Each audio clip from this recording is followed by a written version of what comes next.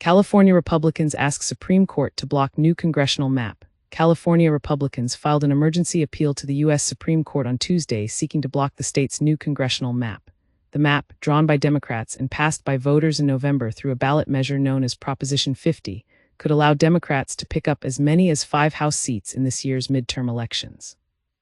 Democratic Gov. Gavin Newsom championed it as a response to a new GOP-to-drawn map in Texas, which is expected to net Republicans up to 5 seats. California Republicans sued over the map last year, arguing it was racially gerrymandered.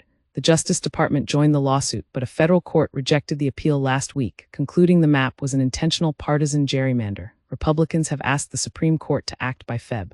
9. The candidate filing deadline in California is March 6 and the primary is June 2.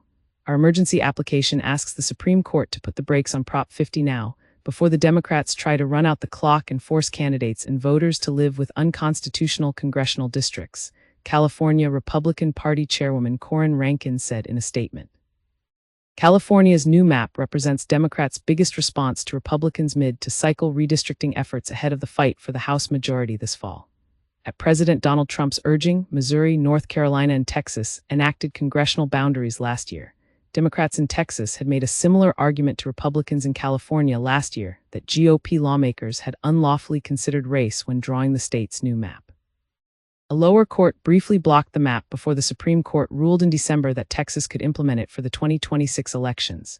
In a concurring opinion in the Texas decision, Justice Samuel Alito referred to California, writing that it was indisputable that the impetus for the adoption of the Texas map, like the map subsequently adopted in California, was partisan advantage pure and simple.